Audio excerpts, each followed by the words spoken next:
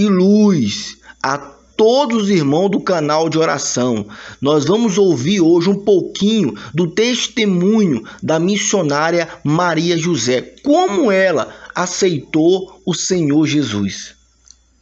Eu também saúdo os irmãos com a paz do Senhor Jesus Cristo. Eu quero dizer para os irmãos que eu não conhecia Jesus, né? Aí eu ganhei, assim, era uma Bíblia, mas eu não sabia, meus irmãos, que era uma Bíblia. A pessoa que me deu me falou que era um livro. Aí eu apanhei aquele livro, botei no meu quarto com muito cuidado. E quando era assim, umas 10 horas da noite, né?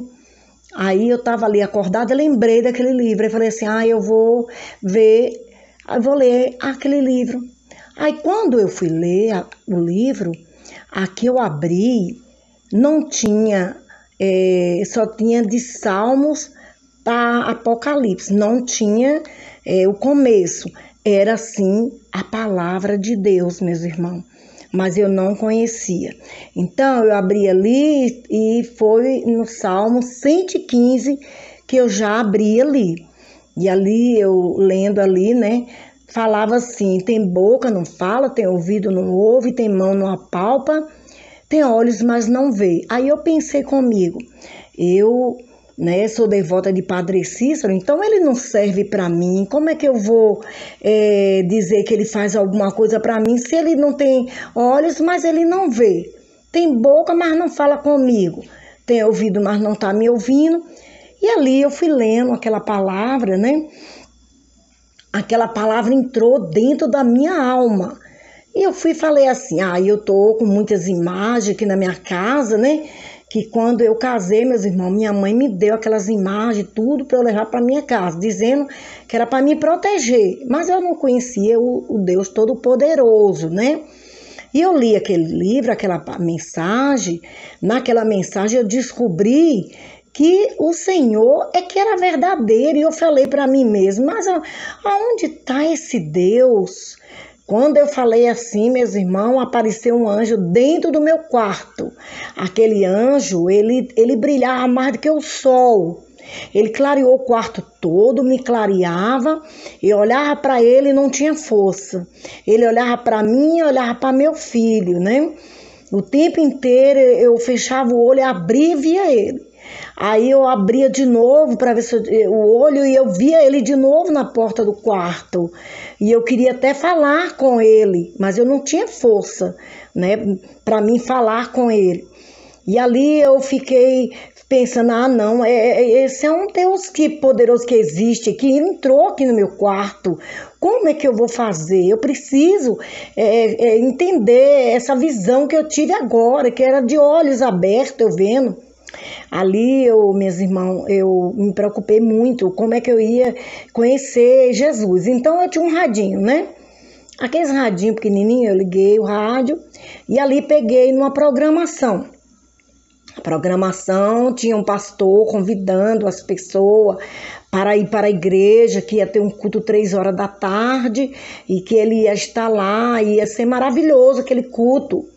Aí eu falei assim, nossa, mas eu vou nesse culto, mas aí arrumei uma caneta, escrevi direitinho o endereço da igreja e ali, minhas irmãs, fiquei preocupada que eu tinha que ir naquela igreja, que eu tinha que ver como era falar desse Deus poderoso que eu não conhecia.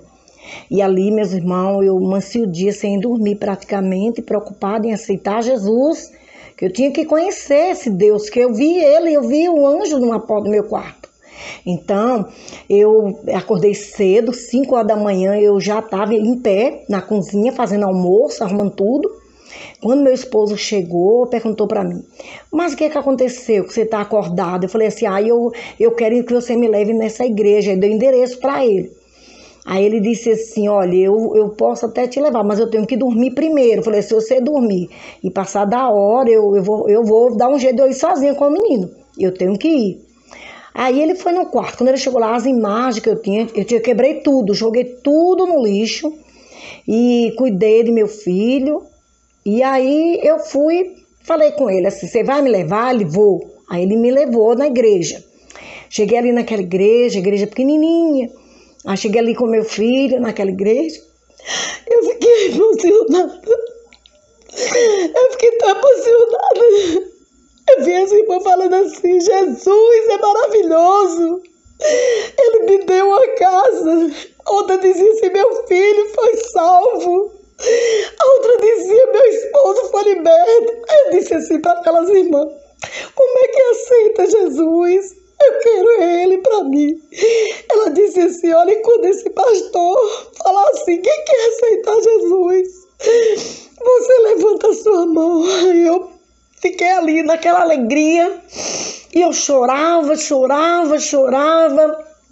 enchia a fralda de lágrimas de meu filhinho. Aí, quando aquele pastor, né, terminou ali o culto, e eu alegre, chorando, enxugava as lágrimas, aí ele disse assim: nesta tarde tem aqui alguém que quer aceitar Jesus? Eu peguei meu filho e dei: mãe, segure ele aqui, que é a hora que eu quero ele. Aí eu fui pro púlpito, me ajoelhei, ali aceitei Jesus. Eu disse: eu quero o Senhor Jesus, a minha vida, até o fim da minha vida.